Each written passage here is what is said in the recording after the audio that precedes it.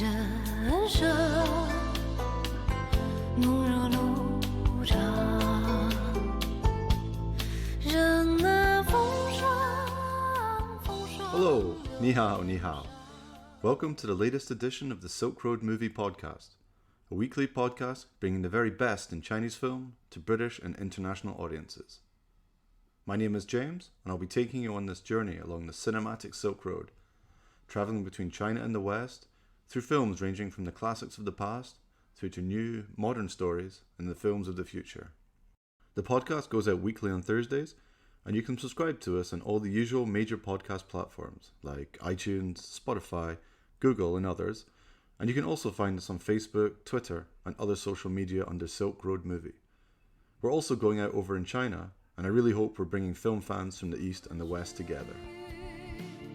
迷我心中方向，风悠悠在梦中惊叹，路和人茫茫。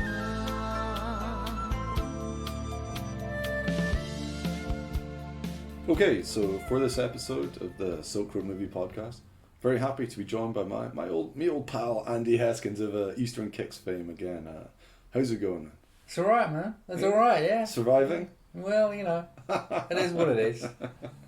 So in this episode, we're going to be looking at online films in China, which is films which are actually made for the online market, rather than films which have just been, pushed to the online market. We're going to discuss some of the works of the director Lin Zhenzhao, with apologies for pronunciation, probably. But I think he's one of the key filmmakers who works in this area. We're going to look at the kind of content he makes, the films he makes, as well as his most recent film, The Enchanting Phantom, which is it's a remake of a Chinese ghost story, which I dare say is a favourite for yourself and for me, I guess. It's my favourite for me, yeah. And the Shaw Brothers. Of course. From 1960. Enchanting Shadow. Yeah. There we go. Enchanting Shadow. I mean, we'll get into that later, but yeah, I mean, from the same source material, the stories from the Strange Studio. So we'll talk about that film. Very excited to say we do have an exclusive interview with Lin, very kindly recorded for Silk Road. So we'll hear from him shortly. And we've also got soundtrack music from Snake and from The Enchanting Phantom, which you'll hear a few times throughout the episode, and I think you'll probably recognise some of it from Chinese Ghost Story, which is close to, but I'm not sure if you want to, we could sing along to the main theme tune. I think.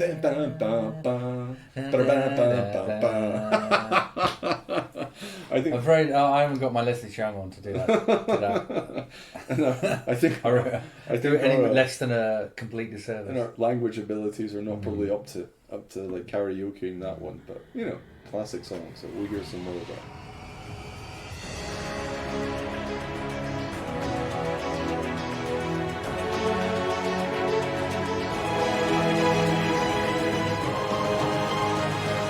So for online films in China, I think one of the differences, they're kind of primarily made to be watched on mobile phones, but it's a huge growth area in China, and over the last few years, and I think audience habits seem to be changing a lot quicker in China than they do in the West, even compared to like watching films in the cinema versus watching films, whether it's, not so much laptops and whatnot, but mobile devices, whether it's pads or phones or everything, which is interesting. And this has been happening like even before, obviously, the recent, COVID-19 outbreak, everything, because, we talk about 5G and the impending terrors of 5G, but like it's somewhat, being able to stream films in 5G, or whether you're like on the tube or a bus or something. I think in China it is a lot more easy to do that kind of thing than it is here, which I think is probably kind of fueling some of this demand or accessibility for these kind of online films over there, everything. So, we'll chat a bit about that, but I think in China as well, we're starting to see some of the bigger films which would have been released in the cinema because of the pandemic, whether it's like, Lost in Russia, the latest one in that season, or Lost in China, Lost in, was it Thailand, and Lost in Hong Kong, Lost in Russia. So that was released direct to online in China, and the Donnie Yen one, Enter the Fat Dragon, as well, I think was released directly online as well. So these kind of things are giving a big boost to the kind of online market, and I think a lot more people are getting into it there, which is, it's an interesting comparison to what would be these kind of like non-cinema release films, I guess, in the West, which we'll chat about more as well, especially with the virus maybe probably coming back again. We'll see changes to production. So these kind of like lower budget models, lower risk for actually audience access and everything like that. I think it's quite an interesting thing. So I've asked Lin about that, so we'll see. We'll check out his responses shortly. But I think this is, for me, one of the most interesting things about this is I've been working in Chinese film for many years, and I was quite surprised when I started looking at these Chinese made for online films, just the genres they were covering. And yeah, I mean, you still get quite a few like historical films, costume dramas and whatnot and everything, but there's so many creature feature films. There's so many like giant snake films, killer pythons, whatnot and everything. I think I mentioned to you the trailer we saw about Monty Python, which certainly for our British listeners, it does look like a giant python, so biting people and whatnot. So Monty Python. I could have made it full Monty Python. That's a strange one. I'd have to actually watch it to get it to actually see. But we've got a lot of killer snakes, killer crocodiles, killer sharks, lots of different animals, everything. And I don't know. I just never really associated that, to be honest, with Chinese cinema. This kind of they're not quite, they're not horror films, but they're still this kind of like genre. But there's been a lot of investment in stuff like The Meg. Exactly. Yeah. Which is kind of and so I guess this is kind of bleeding through into.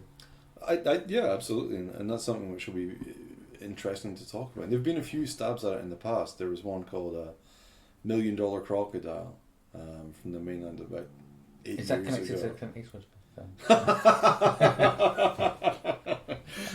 It's not, and it was a letdown of a film as well. I have to say, I was super excited to find it, and I remember the crocodile was quite kindly. Rampage, 0 out of 10.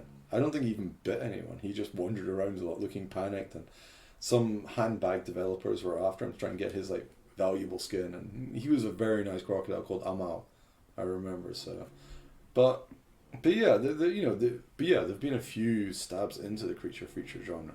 But I think apparently for these online films, the most popular genres are like the sort of genre action and the creature feature, and obviously we're seeing some more. Like Enchanting Phantom, which we'll talk about, some more slightly supernatural. I mean, not out and out horror, but these kind of things, everything. And it's, I don't know, compared to the West, like if you go onto Amazon, I mean, you'll see what like Island of the Sharks, Planet of the Sharks, the Shark Massacre, the Shark Prison Massacre, everything like that. So it's I don't know. This seems to be one of those times where I can see kind of like a similarity in these levels of disposable, I guess you'd say, or films which are not made to be like you're going to spend like 20 quid, go to the cinema, sit down. I guess a lot of it is about. I mean, it stopped being about the kind of the sort of the straight to video kind of thing, and it's more about just the attention span that you don't need a big attention to be paid onto, because even with bad special effects, these things still need a certain amount of production behind them. Exactly. You kind of vaguely make some CGI shark look half decent. Well, you have to locations as well. You have to get to your tropical island. Versus say ruins. Dramas and stuff like that. But you don't need the difference is you don't need to spend too much time thinking about it. It's the same as every other creature feature you've ever seen. There's a nasty creature, it's starting to kill people, and somebody's got to do something about it. That's kind of the... Yeah, I completely agree. And these films there's always an audience, and whether it was this kind of, for us, like direct to DVD or anything, or as I think Lin's going to talk about later, the VCD boom and everything like that. So now it seems like a natural kind of progression to the online stuff, but.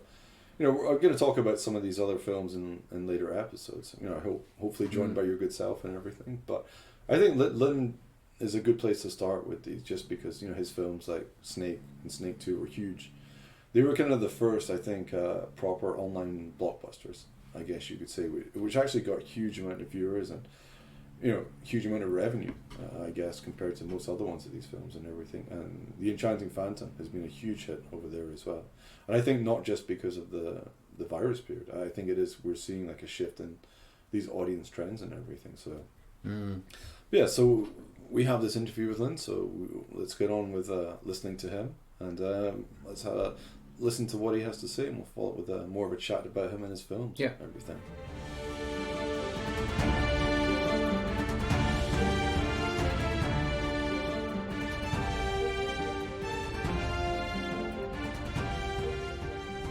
Hello, British film fans， 英国的观众朋友们，你们好。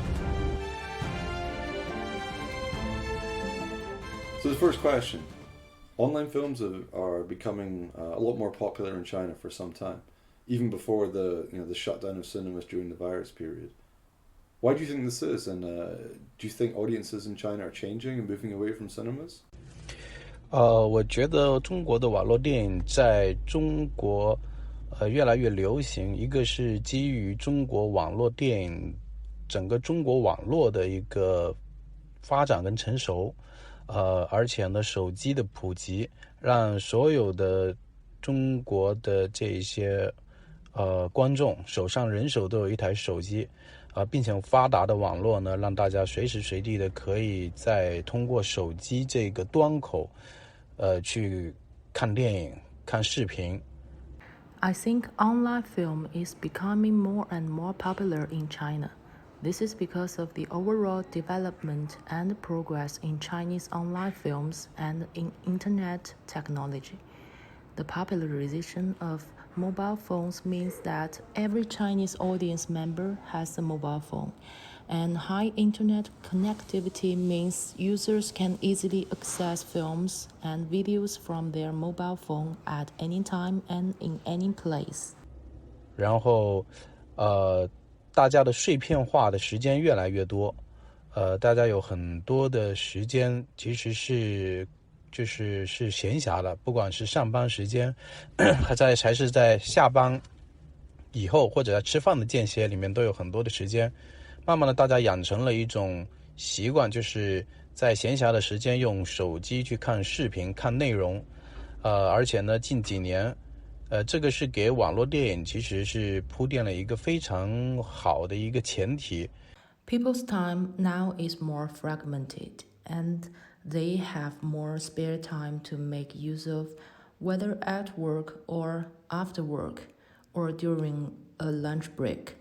As a result, people have got into the habit of using mobile phones to watch videos and content during their spare time. And in recent years, this has created a good base for online films. 然后这几年中国网络电影也在不断的发展，从技术然后从表达的方式上面也逐渐在成熟，以至于到了现在中国的网络电影已经变成相对比较成熟的艺术品，然后让大家在手机端可以看到比较能够符合大家的期待的这种作品。我觉得这首先会是中国网络电影被大家越来越接受的一个比较重要的一个条件。 In recent years, the Chinese online film industry has kept developing and moving forward, from its technology to its way of creating and publishing content, becoming comparatively mature. And now Chinese online films have become comparatively mature works that audience can watch on demand on their mobile phone, which is an important factor that has made people become more and more engaged with these films. 院线电影在先前一直都是一个需要花费大量时间，然后去安排了一场约会，然后在电影院去看的这么一种电影形式，所以它其实需要比较，在中国人看来这是一种比较有仪式感的一件事情，所以你不会天天去做。而网络电影呢，它就是只要你想看电影，你有一台手机，你随时随地都可以看。我觉得这就是网络电影比院线电影目前在中国它更容易被接受的一个前提吧。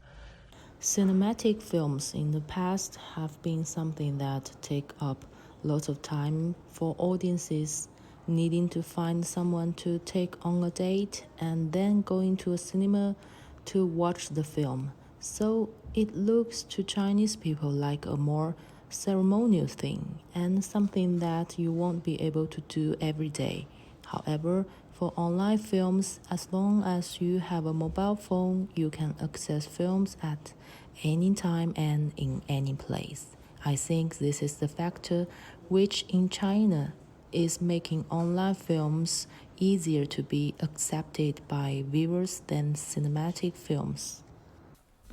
I mean, it's a very interesting thought for an older fellow like me, watching films on your phone, like on the move, rather than like sitting down and watching a film, whether it's the cinema or even just on your TV or anything. I mean, for young people in London, I guess you got a long time in your commute, maybe on the tube or something. It's still, I don't know. And maybe your best. I mean, I've. Do you watch films on your phone ever? Not since I had a smaller commute. So, once upon a time when I had, about an hour commute into central London, then, doing a couple of sessions watching a film, unless it was a Korean film, and then 3 or 4 sessions. Into work and out of work, you can watch a film in a day. And I would do it. I mean, fine, I was looking at a tiny screen and it wasn't necessarily the best thing, but I think I would struggle if it's 10 minutes here, 10 minutes there, but I think maybe that's a bit of a difference in age, that it's easier for some youngsters to pick up stuff. Could be. I mean, it's probably not, because you're not going to have masses of commute time, I think, for a lot of people. Yeah, you're not going to watch a film in one go. Yeah. At least, yeah. But in terms of the small screen, not too different to watching a film on an airplane in that kind of respect, I guess. I mean, you're more capable audience. Not with the size of mobiles just in terms nowadays. Well, that's true. But you still get some quite big ones and everything. But even so, yeah, it's never going to compare. It's going to always be a completely different experience and stuff. And I think the streaming thing comes into it as well. Yeah. Like, so for here, we probably have to download the film first and then kind of play it back. Whereas in China, well, I mean, you wouldn't be able to. Yeah, you wouldn't be able to actually travel and watch it without knowing that your phone would lose connection, even on the overland trains. Let alone if you're in the tube or anything. So you need to download, and it's like, have I got enough space on my phone? Am I really that interested in watching this? It's more commitment to actually deciding to download something, like you say, space on the phone to actually watch it. So I think for here, it'll be more people watching. I think the model is quite different, I guess, because you have the Netflix films, everything, but that's not really the same kind of thing we're talking about here. It's more those ones which are deliberately only pitched at an online market. It's not kind of based around upping your subscriber base because you're making these films and everything. So, in terms of stuff we've grown up with, like made for DVD or something, but right now in the West, I'm not sure we have the same kind of equivalent of kind of directly made for an online platform. Like, we don't really have like made for YouTube, made for Vimeo type of stuff quite in the same way, do we? Or do we? Or maybe I'm just not aware of. Well, if they are, they're not to the same level of popularity as in China, I guess. I mean, I think some things you're probably kidding yourself if you think you're ever going to get better than maybe pushing it out on Amazon Prime and maybe getting a lower. Absolutely. There's all the stuff that comes out nowadays. There's lots of stuff that doesn't really get a proper home media, as in Blu-ray or DVD or 4K, whatever release. But I think, for this kind of stuff, most of the time we're still kind of tied up in like is Netflix cinema debate, everything. Whether it's like The Irishman or Da 5 Bloods or anything like that. It's like, that's more the conversation in most Western people, that's kind of what we're tied into talking about. I don't think we've got to the stage of this kind of, but we're still seeing like a lot of like made for DVD films, I think, or films which never think they're going to actually get cinema releases and everything. But I think there's still a gap there, where we're still trying to figure out how to position some of these films. Do you think that, unless it may be the wrong or maybe the right time to be thinking about this, but do you think that this will impact on cinema going in China and cinema viewing figures, that people are more turning more towards Yeah, it's got to. I mean, well, I think, I mean, because China was on such a, acceleration of creating new cinemas, building new cinemas, and everything like that. And even if you, like, 10-20% of the audience start watching online instead of, going to cinemas and everything.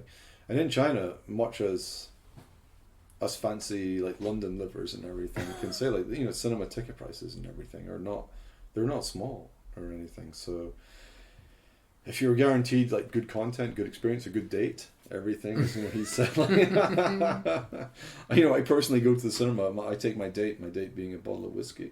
But you know what I mean? Like, I agree. If it's a very expensive thing and you're going to spend a lot of money going to the cinema, and you're not specifically caring about the film you're watching, then absolutely. Well, here in the West, it's become an event thing now, hasn't it? What's like the average person, according to BFI stats, what 1.7 films in the cinema a year? The 0.7. I'm not sure what's the 0.7 is. It's maybe there's a feet missing or their head or. But a lot of the stuff. And it's definitely true of me. A lot of the stuff that I go to tends to be stuff where there's a Q&A or something like that. It's for the kind of the sort of films I watch. It's like an event screening. Yeah, for sure. Whereas if that's happening for us, then what happens? I'm not sure. It's a very interesting question. I always say I hope it's not going to end up driving people away from cinemas. But at the same time, if it's kind of widening the audience access to films in general and giving, like, distribution models for the lower budget end of the market, I'm all for that.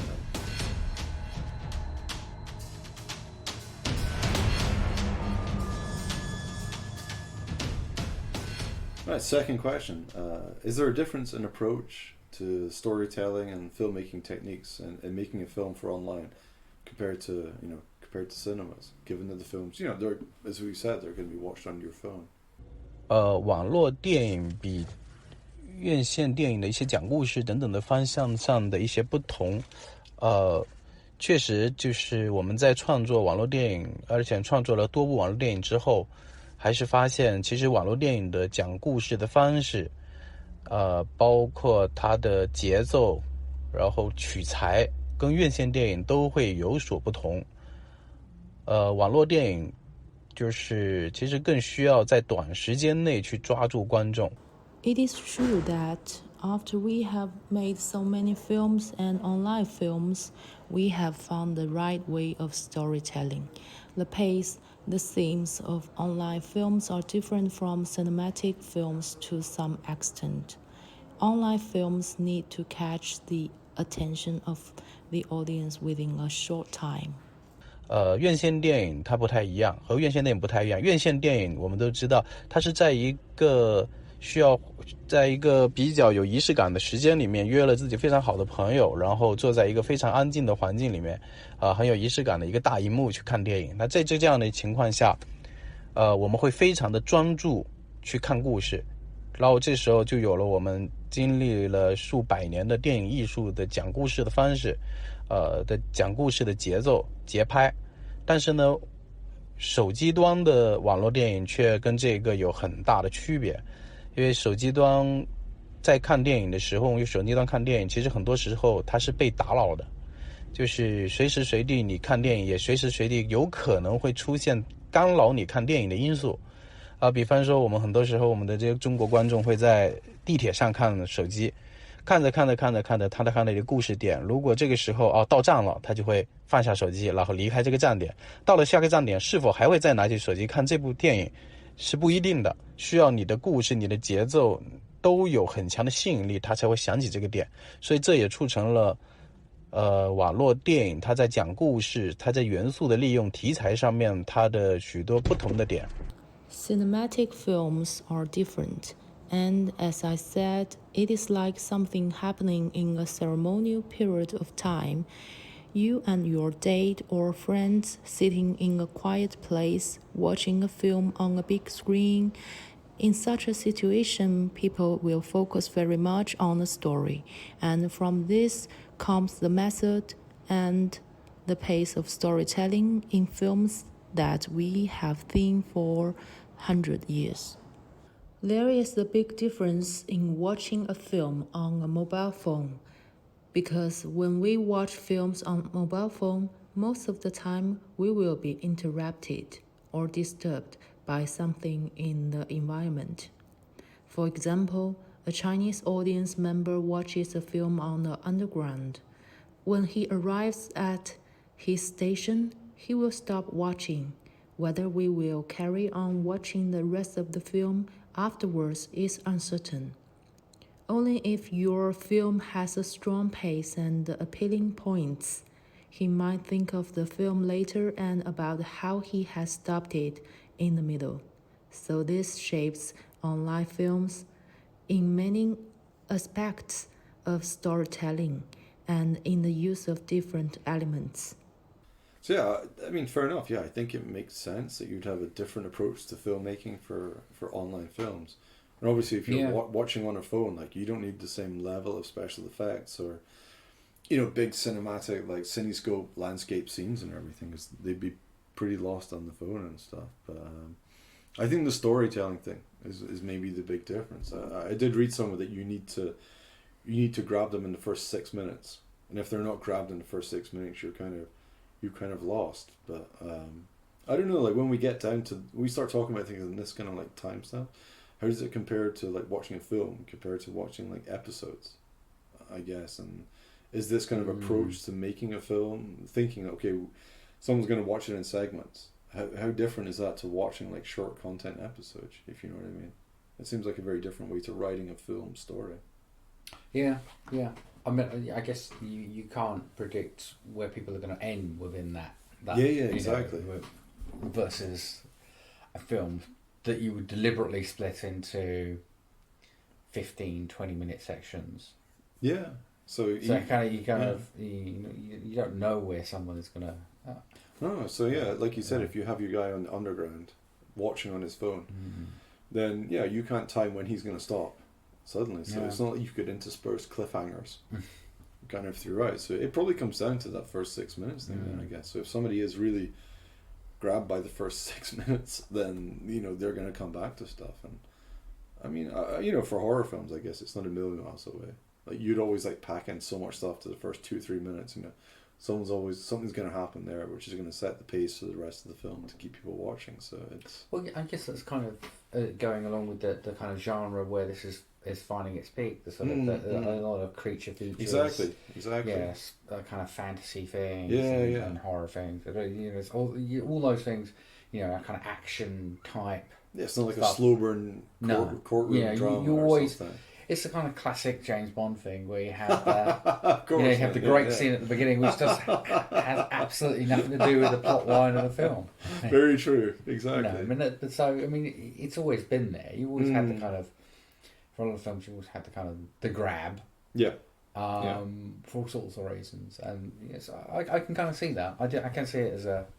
Yeah, for sure. But I think maybe one of the interesting things is how you balance that with quality. I mean, certainly speaking from, I guess, from our perspective, like some of the stuff which would be straight to DVD, back in the day and everything like that. Because where'd you get to the point where you're just providing content versus you're actually making a good film, or trying to make a good film as well, whilst working inside these constraints and everything. I mean, some of the things I've watched from a Western perspective on like Amazon and whatnot, no. I mean, they're not up to snuff, but some of them are actually pretty good and stuff. So his films have been so popular and everything. Some of these films, so much more work goes into it compared to some of the other ones, I guess. Which is, I don't know, and that's, it depends what kind of the overall objective at the end is just to get people to watch the first 6 minutes. Or whether people actually care about the kind of cinematic side, where somebody's going to watch the whole film, enjoy the whole film, check out the director. Oh, who is he? Who's the cast? Or can we watch more? And it's more like kind of where that kind of leads into the future. I'm very open-minded about watching. I'd probably still watch on my laptop rather than my phone because I'm not a young fella. But it's more just how this impacts viewing figures moving forward. So I'll be interested to see, or viewing habits. Well, yeah, I mean both really. It's if if people really start to key into the creators, the director, and stuff like that, going for, you know, just oh yeah, I really like that, I want to watch it. So at the moment, you know, like with this guy, it's not. There's a lot of different stuff going on. It's not very saying you go, he is a director of such and such a thing, which is great, which is absolutely fine, but it's not so good, I think, on this platform in a sense, because you would more likely to go for to succumb to the whole I want to watch a fantasy film, well from the director of such and such, or I want to watch a creature feature from the director of Snakes. You probably want to watch more of the same sort of stuff, whereas I think as you see somebody as more of an artistic director, then you will go, okay, they've done something really different. I'm like, well, I want to watch that because they're really good at doing. Yeah, exactly. And that's it exactly. It's this kind of, you know, content versus, if you don't call it cinema film, but content versus like film, so to speak. You know what I mean? Because these platforms are always going to need so much content to consume, and especially if people are having, if not shorter attention span, then at least watching it in pieces and whatnot, they're much more likely to flick through different stuff. So it's kind of like, I don't know, it'd be nice to think like directors' voices or identities are not getting completely lost in that. And I think for Lin Zhenzhao's film so far, from what I've seen, he's doing something a bit different to other ones. So it's there are like a massive ones on there which I've seen, which I still actually kind of enjoy and stuff. But in the same way, when I watch one of these ones on Amazon or Sci-Fi or something, I don't even see who the director's name is. Yeah. In a way, so I think it would be good to think that there'll be more filmmakers like him who are actually working on stuff to build. Because directors should get recognized. Yeah. You shouldn't just be like somebody for hire and stuff. So I hope there's other ones like him out there working. Have to dive even more deeply into what's actually available.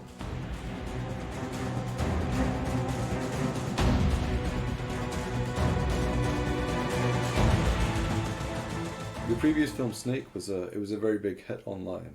It was much more profitable than many other cinema films at the same time. But it's quite different to most Chinese commercial films, and it feels more like a Western style creature feature like King Kong or Anaconda. But what was the main inspiration behind actually making the film? 在网络电影中，我们拍摄了《大蛇2》。其实这个电影，这部《大蛇》系列呢，是中国网络电影应该是第一部尝试用怪物题材去打开的一个电影类型吧。这个的灵感其实也基于很多的一些思考要素。首先就是中国其实有一段时间非常流行僵尸、恐怖、惊悚片，这是网友非常喜欢的一种类型。但是中国的一些审查政策呢，不能够拍这个类型的电影。但是这种元素，惊悚的、趣味的、猎奇的、惊险的这种商业的元素，是很被中国观众接受的。所以说我们试图去尝试去寻找一些新的类型，能够找到这些商业元素，再在荧幕上面带给我们的观众。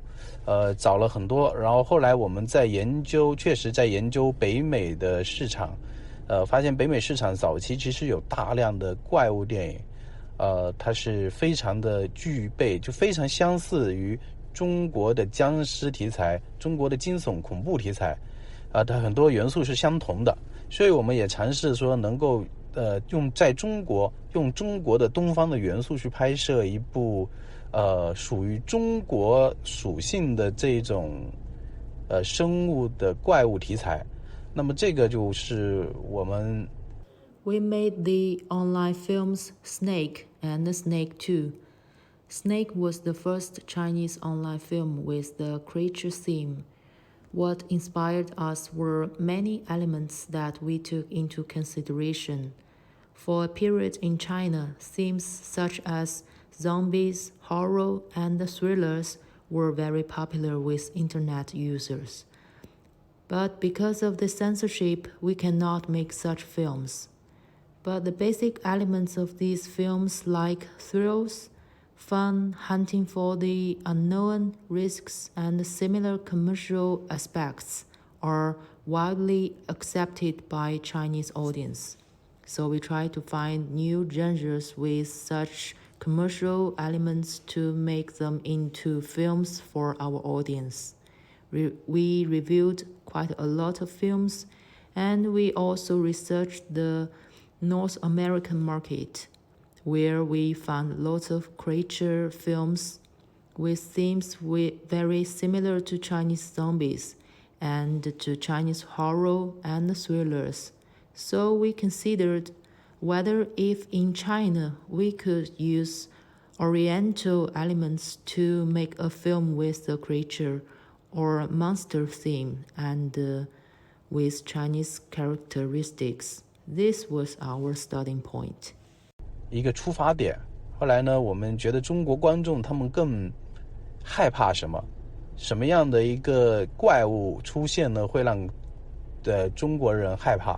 但我们出现金刚，出现异形，这可能相对于中国东方的观众来说，它相对比较远，它没有不够，在中国话说就是不够接地气。所以我们当时想了一个中国的五毒，中国有五毒啊，蛇啊，然后青蛙啊、蛇啊、蟾蜍啊，然后还有什么蜈蚣啊等等的。最后我们觉得蛇，中国的五毒中最有意思的是蛇，因为中国人对蛇其实是有非常深的一些情节的，很深的一些这种情愫在。所以我们当时觉得，如果我们把蛇当成怪物去拍摄一条巨大的怪物，然后在里面融合一些其他的山岳，还有一些其他的怪物，在一个非常神秘的环境中一段探险神秘，然后并且能够通过蛇去传递一些惊悚的、惊险的、猎奇的这一些商业元素在电影里面，可能是一种非常有意思的、非常有趣的一个尝试。最终我们选择了电影就是用蛇去讲出一个故事，而电影名字就取了一个非常简单的名字，就叫大蛇。 After this, we thought about what the Chinese audience would be most thrilled by. What sort of monster can make Chinese audience more thrilled? King Kong or Alien are by nature culturally not close to Chinese and Oriental culture. To put it into Chinese words, they're not very down to earth or grounded. So instead, we thought of the Chinese 5 poisonous creatures, including snake, toads, centipedes, and others. In the end, we came up with snake. Chinese people have a deep emotional connection to the 5 poisons, and the snake is the most interesting of these creatures. So we thought to take a snake as a giant creature and to combine this with other creatures, an exotic setting, a period expedition, and a mystery. We also ended in commercial elements from thrillers and horror and of hunting for the unknown into the film, which seemed like it could be an interesting effort. In the end, we choose to use the snake as the way to tell a story, and so the film has the very simple name of just being called Snake.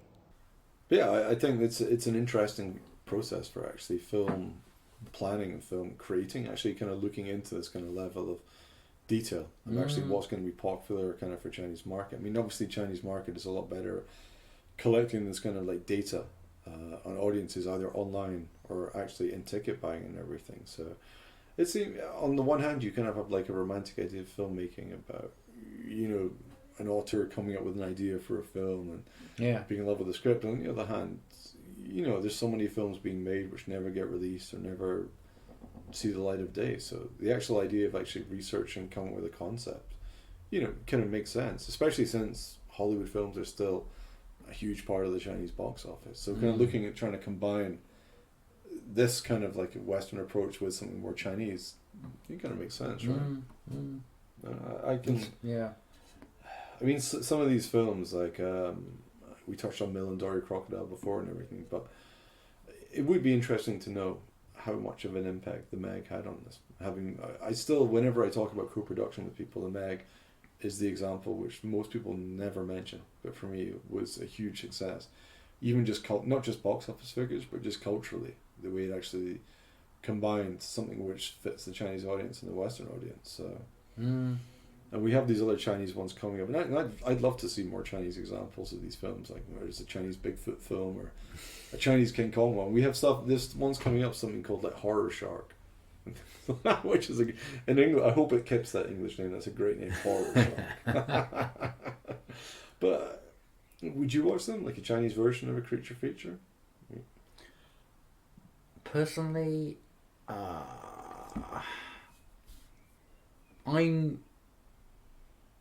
not a massive fan of the creature feature. Fair enough. You know, Fair I enough. think it's I like the classic kind of, particularly in the sort of late 70s, and you couldn't really Jaws avoid and it. whatnot, Well, you had everything. Jaws, but you had Piranha, and you had, you know, crocodile, alligator, what was it? Alligator. Yeah. Easy John Sayles, yeah. Yeah, lots of ones with John Sayles attached as the That's true, man. director, you know, but you couldn't really avoid it at that point, and that's fine. But I think I really struggle with things like Anaconda and, you know, It's a dreadful thing to say. You're on record of saying that here as well, against Anaconda. Yeah. My God. Oh, fair enough though. I'm a big fan, but I think it's interesting even just to see, you know, if you watch Anaconda next to like a Chinese version of Anaconda back to back, just to see where those kind of differences are. Or, you know, I suspect not many, to be honest with you. I mean, it kind of leads on to his next question, which we'll talk about in a second, about the popularity of these films. But I think there is a lot of very, very common elements in these films. Whether you made it here, whether you made it in somewhere very far flung or foreign, like New Zealand or something. You know, you know what I mean, though. They're completely different down there. You know what I mean, though. I think something like creature feature is like a genre which could transcend like different countries, though. Oh, definitely. I mean, it is the same, especially if it's kind of playing by the same kind of rules, Which they all pretty much do. Yeah. Then, and these films, they've said if they've gone through and like researched the kind of like hit points for like a genre film, like, you know, tick this, tick that, you know, go to a mysterious island, search for the missing scientist, here's a clue, oh my God, it's a giant snake. Which is, but you know, as long as you're doing it right, as long as you're getting the right things, those films can still be like really entertaining. And that's personally why I'm a fan of Anaconda and all these other films. Like, but I understand they're doing the same story over and over again. It's just your execution, and if you're doing it. And equally, you're right. I mean, there's loads. I mean, it's not that I love all of them. There's a lot of trash out there, especially the ones I see on Amazon. There's some terrible films out there, but when people get it right, it can be a lot of fun, you know. It's a Sci-Fi Channel that used to put out. And those are the ones which leak onto Amazon, the Sci-Fi Channel. So because again, they're not getting to cinemas and they're not getting released on DVD. So I guess the Sci-Fi Channel is probably the direct or the closest equivalent to these kind of made-for-online films, I guess. So why do you think these films were so popular, and who was the main audience? 我觉得这部电影能够被观众所喜欢，很重要一点是，这是中国这么多年来应该为数不多的一部怪物电影，并且呢，它的完成度还达标吧。然后观众就会关注到这一部属于中国人的一部怪物电影。看这部电影的观众大部分应该是在20到35岁之间，也是中国网络观众最重要的一个群体。I think one of the important reasons why this film has been popular with Chinese audience is because it is a rare example of creature film from China, and because its production level reached the industry standard. Because of this, the audience will pay attention to a creature film like Snake that belongs to the Chinese. The main audience is aged between 20 to 35 years, which is the most important audience group for online films. Yeah, I mean, for Snakes, Snakes was, as I mentioned, the first big, really online blockbuster in China. It made something like more than 50 million yuan, considerably a lot more than its budget. But I've watched Snake and Snake 2 because, I'm so good at Mandarin and everything. I know you haven't been. I know you've seen the trailers and you haven't been able to watch them, which is fair enough. But I quite enjoyed the two films. Having said, I've confessed already, I'm a big fan of creature features, and they are, it's very close to that Anaconda formula and everything, which I personally enjoy. Everything, but it's nice seeing that kind of thing as well. But it does have like a slightly culturally different Chinese feel. But I think mostly in the way the different characters kind of interact with each other. As soon as we see a Western one, the male character and the female character, they're gonna jump into bed with each other at some point pretty quickly. And so for the Chinese one, the ones I've seen, they seem to concentrate more on the action, like the snake action or whatnot and everything. So for me, Snake and Snake 2, they move pretty quickly. And they're like an hour and a half or less and everything. But they're pretty punchy films, very efficiently made and everything. So, it's kind of disposable, but it's a lot of fun. Nothing pretentious. You kind of know what you're getting, especially with the name Snake or Snake 2 and everything. So, for me, this idea of like the 20 to 35-year-old audience, I'm only 1 year shy of that myself, being 36 myself, I think. But it's not. No, joking aside though, it's interesting to see if 20 to 35 is kind of the audience in China. I think the online audience we're getting told in the UK is that 16 to 25-year-old audience. But also that's keying into the sort of audience in the West. That's the sort of age group that they'd be looking at anyway. I kind of think about all the sort of action films or whatever. It was always about the sort of 25 was the upper limit for that. And which is why there was always a problem with, there's definitely with certification of films, and you always wanted to kind of make it, it needs to be a 12A, or whatever. Very so true. that the teenagers can watch it. But that's kind of, and I suppose that's kind of the key in question for this kind of stuff. For me, on the one hand, like, if you see a film like Snake or Snake 2 or some of these other ones by other directors, there's no, there's no like massive reason why this film shouldn't be on like Amazon or somewhere else, apart from the language reason. And you could probably dub these films without anyone really caring too much, given what the audiences for like Amazon or Netflix are. And the danger is, I guess, if you subtitle them, then Snake or Snake 2 become like an art house proposition almost, because most of the average genre fan probably won't watch the subtitle film in that respect. Again, it comes down to the concentration level. Exactly. These films are meant to be enjoyed in that sort of it's kind of. But I don't. Having watched that, I don't. We talked about the 6 minute, the 6 minute barrier before. When watching Snake and Snake 2, like, it doesn't seem. When you say 6 minute difference, it sounds like a big thing. Like you have the 6 minutes, and after that. But for me, they don't feel too different to like horror films or creature features in general in the West.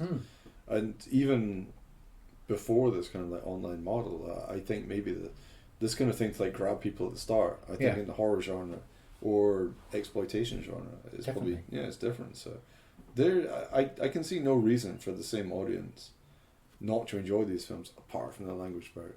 And actually in Snake, I'd be honest, one of the two, there's like some European character who shouts a lot in English. And, apart from that, you just dub them. Or I don't see why not. They're not going to get into cinemas, but they're not intended for cinemas. No. So putting them on Amazon, why not, man? I don't see them being less popular than like Planet of the Sharks, or the Sharkansas Women Prison Massacre, or something like that. So, No. Probably not. Not having seen either of those films. You're not missing much, man. I would definitely put a shark in my search. I have to be. I watch so many of these films because I'm into it, man. But I would put Snake and Snake 2 above those two. 有名言录，地狱无门。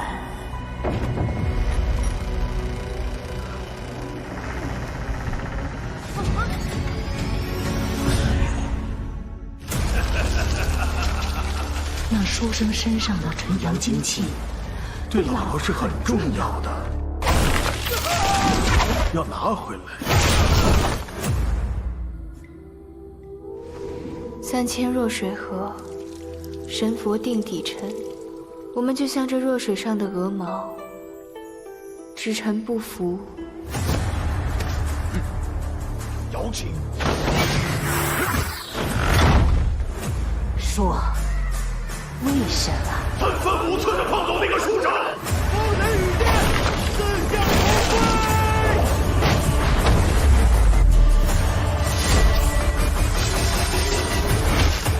好霸道的妖气呀！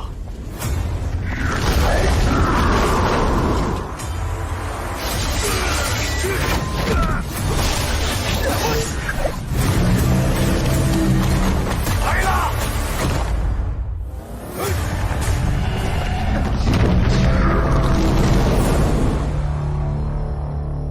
！Your new film, The Enchanting Phantom, is a remake of the classic Hong Kong film, A Chinese Ghost Story. Why did you choose this film to remake, and what was it like making a new version of such an acclaimed and much-loved film? 我们拍摄了《倩女幽魂之人间情》，为什么我们要选择这样的一个电影啊？这可能跟中国现在的网络电影的市场的一些需求是有关系的。也跟我们团队对于《倩女幽魂》这个经典的 IP 的喜爱，然后也是有关系的。就是首先是我非常喜欢87版的《倩女幽魂》，它在我小时候看的时候就已经给我留下非常深刻的印象，以至于这个电影其实在我的成长路上也一直被我重复的观影很多次。到了我自己做导演的时候呢，特别有个理想跟愿望，就是能够也拍摄一部像《倩女幽魂》这样的电影。后来有机会，一个出品人、制片人他找到了我们，说一起来完成这个一个经典的重塑，对我来说是非常的兴奋的。我觉得就是这是一个非常经典的、有意思的一个故事。它被上一代的人应该是在70、80的年代里面是非常经典的，也是被广为流传的一部作品。Why we choose to make the Enchanting Phantom? This is because of the market demand in China for online films, and also because our team liked the classic IP. I really like the 1987 film A Chinese Ghost Story, and it left a deep impression on me while I was little. I watched the film several times growing up, and I had a dream that when I became a director, I would make a film like A Chinese Ghost Story. Later, the producer found me and said to me, "Let's remake the classic." To me, that was very exciting. I think this is a very classical and appealing story. It was the masterpiece of the generation of the 1970s and the 1980s, and it has been widely seen. 我觉得这个电影在现代呢，它已经它的一些视觉，包括它的表现，的电影呢，有点不太符合现在的观众的这些观影，我觉得很可惜。所以，其实我也希望能够通过自己在现在的一些技术手法、一些电影的一些手法，以及把它重新能够就是表现出来。然后再给新一代的这个观众去看，我觉得这个是我们作为这个电影的粉丝的一个理想，也是该做的一件事情。所以拍摄的《倩女幽魂》呢，在我看来更多的应该是致敬，然后致敬经典，致敬那些曾经开发这个电影的就是导演、编剧，另外呢也希望就是把这个电影带给新的观众，让他们去重新去感受，去进入到一个《倩女幽魂》那样一个美妙又充满着光怪陆离的东方世界。But I think the visual effects and the techniques in this film do not really cater to modern audience, which I feel is a pity. So I hope I can use modern techniques and skills to remake it for the modern audience, to represent it to a new generation. As a big film fan of this film, this is my wish and what I think I should do for it. So to make the Enchanting Phantom is more of a courtesy to a classic, a courtesy to the director and the script writer who had developed this story. And I also hope to attract a new audience and to bring them to a wonderful and exotic, but enchanting Oriental world. 然后拍摄这部电影《倩女幽魂》，其实心里还是比较忐忑的，因为它很经典，所以对我们来说，面前就像是有一座非常大的高山，你要迈过去，你要越过去。它和重新开发一个新的类型还不太一样，而且中国人对于这种经典 IP 的情愫是很深的，很难有，就几乎没有出现过能够超越经典的作品吧。就是所以对我们来说，其实还是比较有压力的，但是也有挑战。我觉得我们还是面对这些未来可能出现的压力，但是我们还是抱着最大的努力去实现好，不管是选角，还是在剧作，还是在制作上，我觉得我们都做到了，我们尽力了。However, I was quite nervous when making this film because it is such a classic. So there seemed to be a high mountain in front of us to climb over, and it was different to developing a new genre or theme, and we know that Chinese audience have very deep feelings for classical films like this.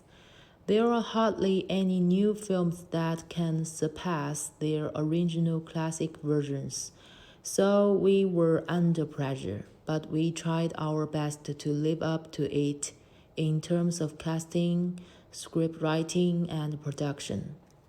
Okay, so The Enchanting Phantom, or it's not had a release in the West, but it's going under the name, according to IMDb, of a Chinese ghost story, Human Love. Slightly strangely worded title. Well, we're used to those, aren't we? We are, but I prefer Enchanting Phantom. Even if we get it confused with Enchanting Shadow. Well, that's the thing is, a Chinese ghost story is actually closest to the original title for all of these films. That's true. And all the titles of the films for are the sure. same, which is it's Ghost Story or something, isn't it? Yeah, it's from that piece.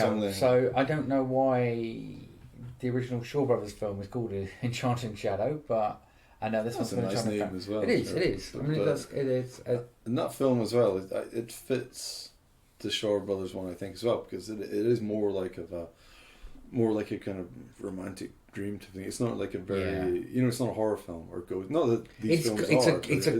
It's very gothic. It's definitely kind of picking up on the same kind of influences as the Dracula films. Which Sure. It's much more of a, as I remember it, that this thing actually does kind of suck the blood out of people. And it was quite daring at the time that you would have those kind of on the neck and everything. So absolutely. It's actually a proper vampire film. Yeah, that's what I was going to say. Like, it's more of a vampire film than this kind of thing. But, a Chinese ghost story has now become like the classic term for this story, one way or the other and everything. I mean, he hasn't mentioned it, but it would be interesting to see if there was any kind of throwback to The Enchanting Shadow with this. Because I think there are some. I think the set design of this is maybe recalls Enchanting Shadow a bit more than Ghost Story. Story, yeah. Which is great. I think there's a lot of very intricate set design in this and everything. But technically, everywhere this has been said as a remake of a Chinese ghost story, directly, which has been. But the story itself has been adapted so many different times, whether it's TV series, films, or the 2011 Hong Kong one from Wilson Yip, which personally not really a fan of and everything. But you know, this one came on to Tencent at the end of at the start of May rather. It's got Singaporean actress in the Joey Wang role, Eleanor Lee, and it's got the actor with my pronunciation problems, Chen Xingyu, in the Leslie Cheung role. But it, for me, importantly, as I'll mention a bit later, it has the Hong Kong veterans like Yuan Hua and Norman Chu, and for me, what are the key roles in the film? Yeah, which is very cool. But it was the most expensive Chinese online film to date. The budget was like 23 million yuan, which is worth about 2.3 million pounds, give or take, which is a lot of money for an online film. And it is incredibly popular. It's to date it had over like 170 million views, an online box office of more than like 38 to 40 million yuan. So very, very successful. But I mean, it's fair to say the story sticks very close to the original, right? And it nerdy scholar.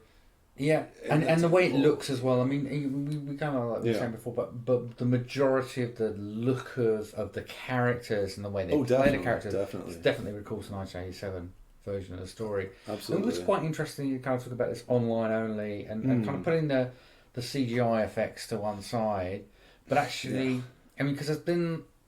It's kind of like what was happening, a decade ago when we had the Chinese Ghost Story remake, and we had the Bride with White Hair getting remade. And there's some other things coming at the same time, almost invariably kind of like the banging painted skins and whatnot. Just as a slap across the face, often putting Leslie Cheung's voice at the end of the film, just so you remember exactly why you don't want to be watching a terrible remake. And we're seeing the same thing because there was the Legend of Zoo. Yes, that's right. Recently. Jesus, yeah. It's recently. So that there are these kind of online things that are coming. We have the remake, but there's the online things that are coming, and this one definitely in terms of filmmaking, it does feel a lot more considered than a lot of the other stuff that's kind of turning up. I mean, it does feel quite. It feels like he was trying very hard to kind of make it quite a cinematic and so on. Some of the other stuff that's coming across.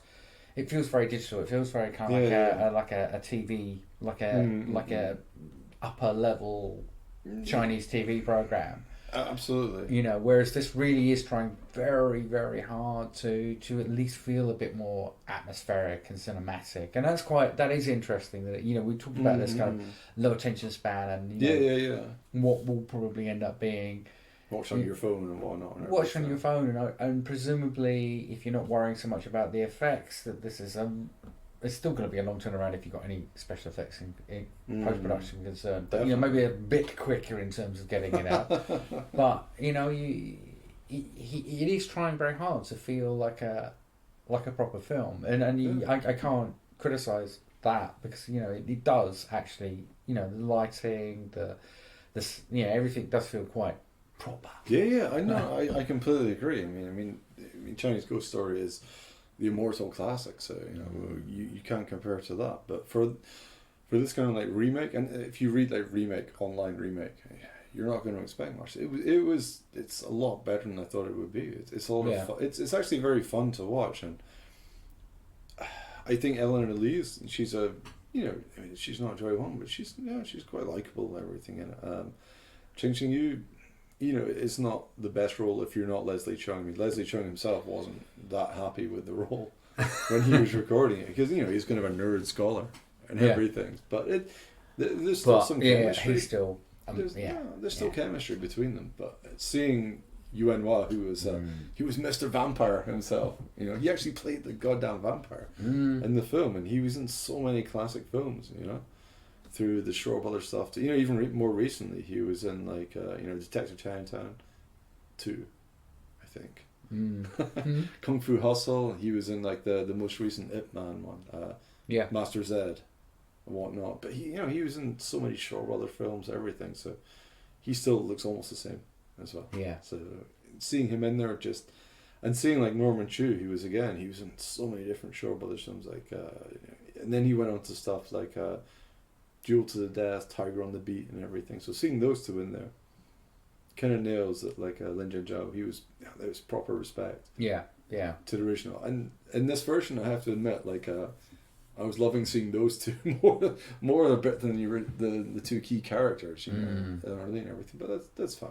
if you cast those kind of like classic character actors, then for a Hong Kong film fan, you know, it's amazing to see them in there. But and the special effects were fine. I think the end was not amazing, but I think if you look at like the average budget, and we said the budget for this one, you know, was fairly big compared to our normal cinema film budget. You know, it's like 10% or something like that. So, you know, again, like we say, if they're like figuring out to watch on mobile phones, I don't think that's really too much of a criticism or a problem or everything like that. And yeah, I think it has a nice enough old school feel when you actually watch it and everything like that. And I think compared to, you know, some other films of its type or everything, it would be nice to see it getting a wider release. Yeah, in the West, if it ever actually, not in cinemas. I mean, all things considering, everything, but that you know, it could easily end up on another platform. Everything. Yeah. You know? 你听说过有种病，其中成分类似于鸦片，是一种剧毒。咱们要想在广东立国，那就必须要打败他这个广东第一。我有一个办法，能让广东从此只有北钱500，再无保之力。你在查理下了什么？催命药。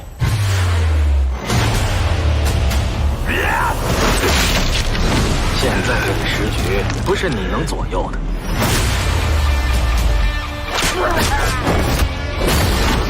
这一切事件是和洋人有关。杀了他们！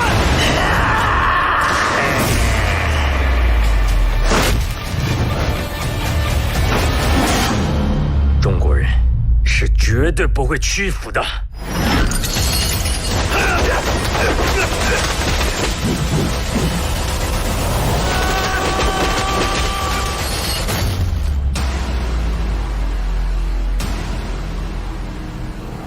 So you previously made a Unity of Heroes, which was based on the Wong Fei-hung stories, which they've also been very popular in Hong Kong cinema.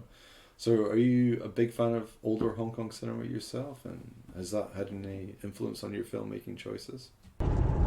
拍摄《黄飞鸿之南北英雄》，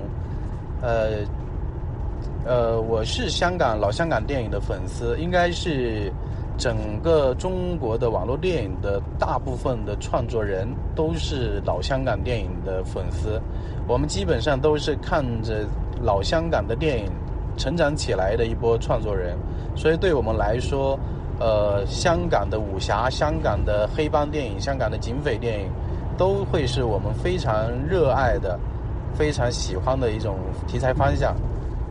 With the film Unity of Heroes, I am a fan of older Hong Kong films, and so are most Chinese online filmmakers.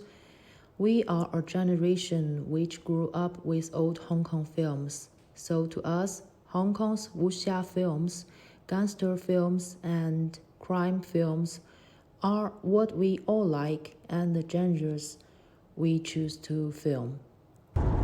我是从小学的时期开始看电影，然后当时看的电影基本上都是香港电影。在早期的，就是在80年代、90年代。中国看电影院，中国的电影院开始衰落，然后我们这些中国观众，尤其是我们在学生时代想要看电影的，基本上都是通过 VCD、DVD 这种方式去看。I began to watch film from primary school, and the films that I watched are mostly Hong Kong films. In the early 80s and 90s, Chinese cinemas began to decline. Then students who wanted to watch films would watch them on VCD and DVD.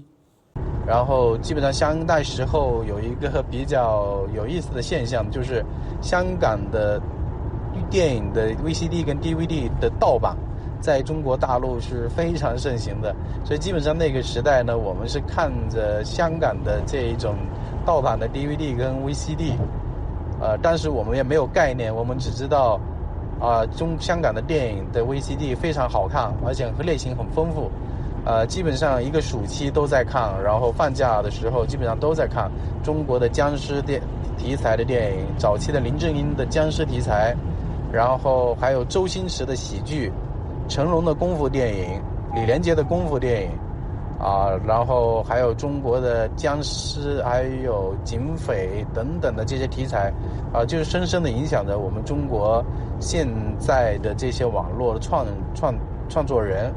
There was the interesting phenomenon at the time that although pirate VCDs and DVDs were very popular, we didn't have much concept about piracy and illegal copying.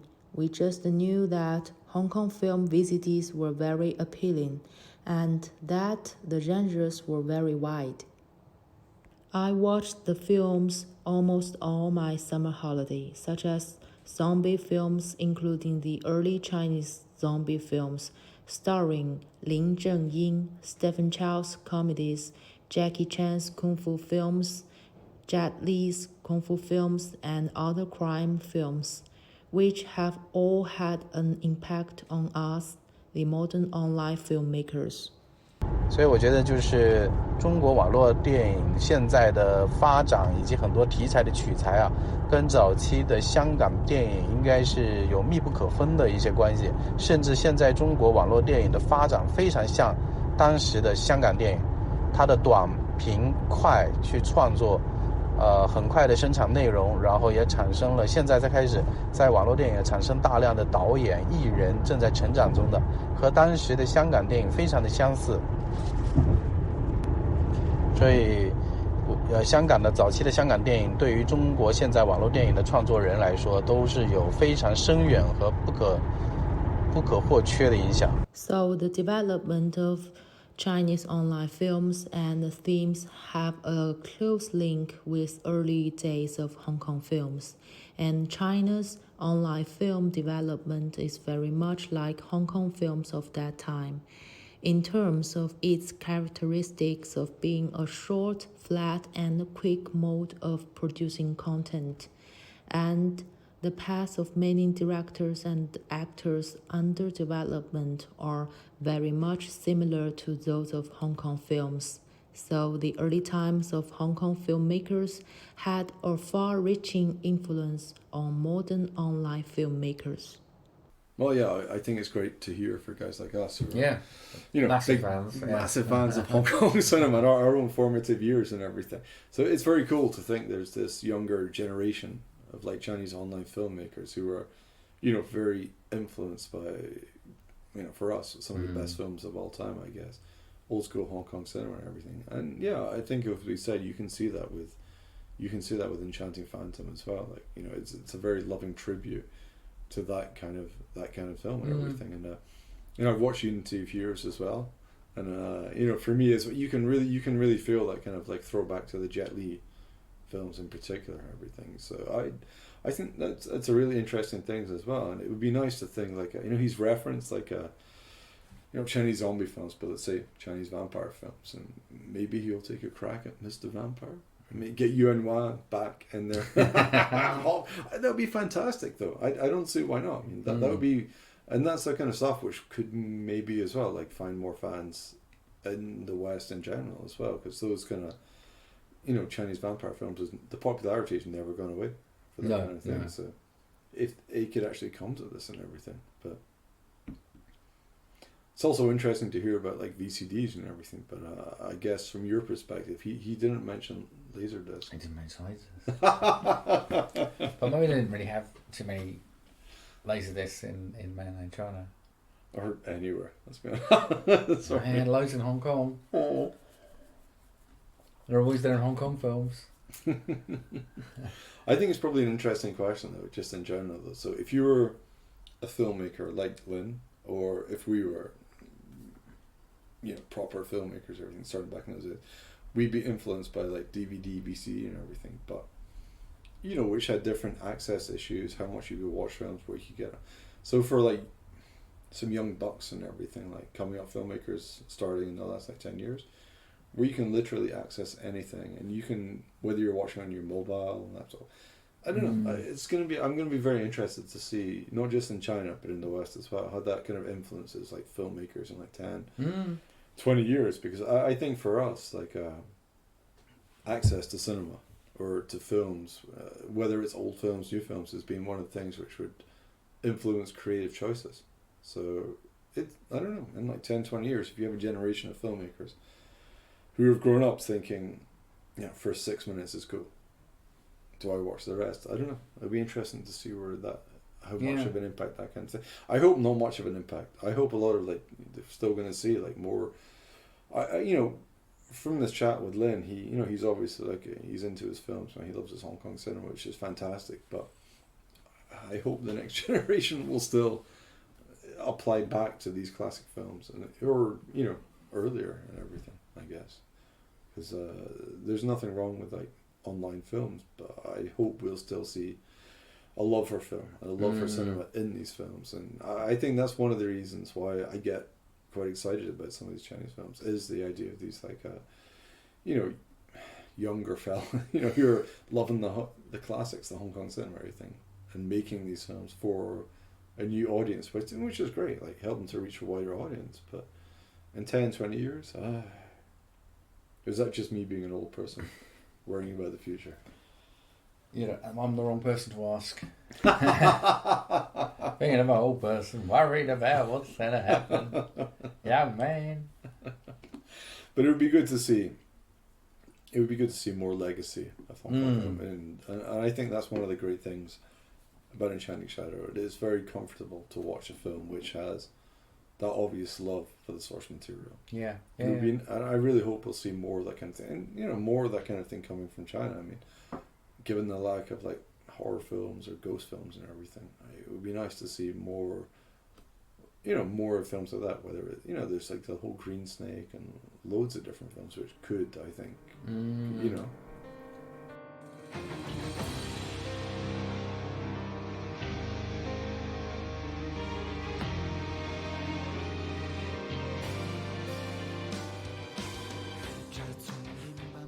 Thank you very much to Lin Zhenzhao, and cheers, Ganbei. Ganbei. There you go.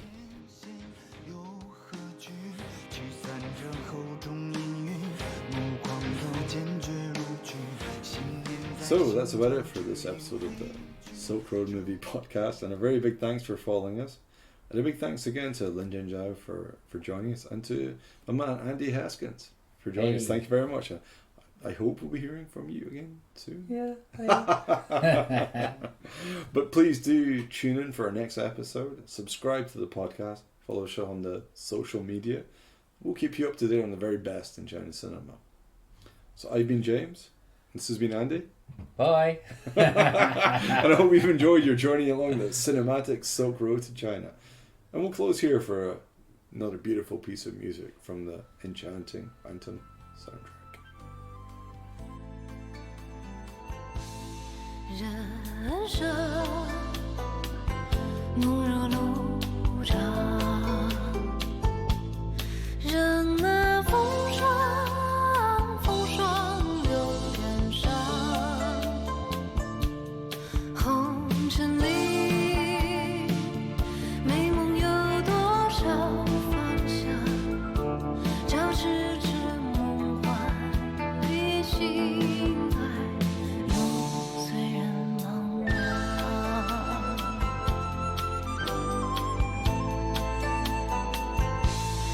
人生是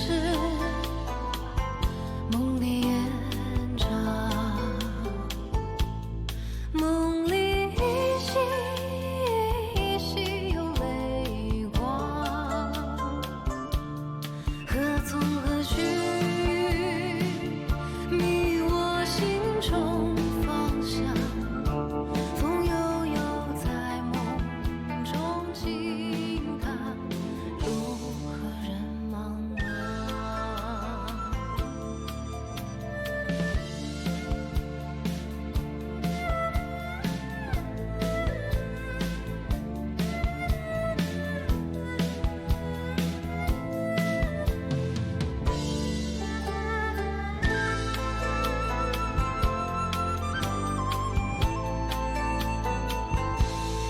人间路。